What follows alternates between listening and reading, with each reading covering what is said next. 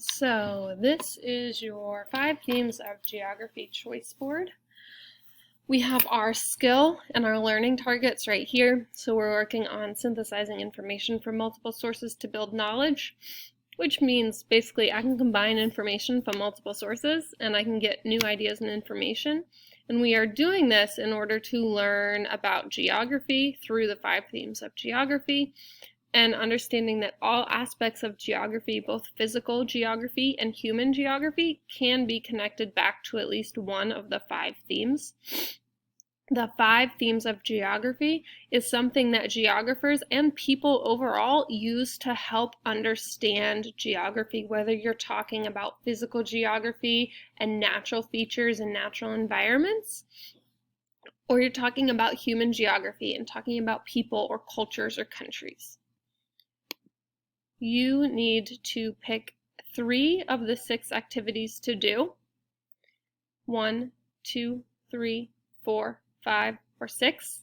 If you click on the words, it will bring you to the slide associated with it, or you can scroll down. 5 Themes of Geography Guided Notes gives you an overview of all of the 5 themes and what they are. And then location, place, human environmental interaction, movement, and region are the 5 themes of geography.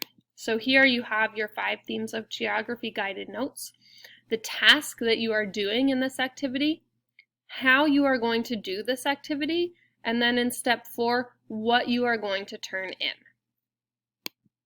This is your activity to learn about location if you choose it. Your task is right here. How you are going to do it is listed out right here in steps 1 through 4. Step 5 tells you that what you are turning in. Your activity for place is right here, your task. How to do it in steps 1, 2, and 3. And then step 4 tells you what you are turning in. Step human environmental interaction. Your task is right here. How you are going to do it in steps 1, 2, 3, and 4. And then step 5 with what you are turning in. The movement activity, your task. You are picking either choice A or choice B for your task. How you are going to do this is in steps 1 through 4. And what you are turning in is in step 5. Finally, if you choose the region activity, this is what you are doing, your task, how you are going to complete this in steps 1 through 5, and step 6 has what you are turning in. There are paper copies for activities or things that you are creating in each of these choices in the resources bin. It is the blue bin in the middle. There are also blank maps, the placemats, or the student atlases in the blue map bin, which is on the right-hand side.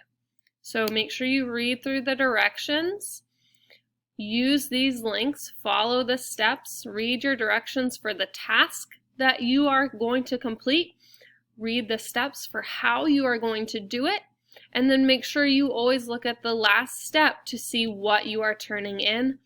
On Google Classroom, under choice 1, 2, and 3, there's a specific how are you turning it in note, and it will tell you if you are doing something digitally, attach it to the assignment and turn it in, and if you are doing it on paper, put the paper in the blue turn-in bin, put a comment on the assignment on Classroom that says done on paper, and then hit the turn in button.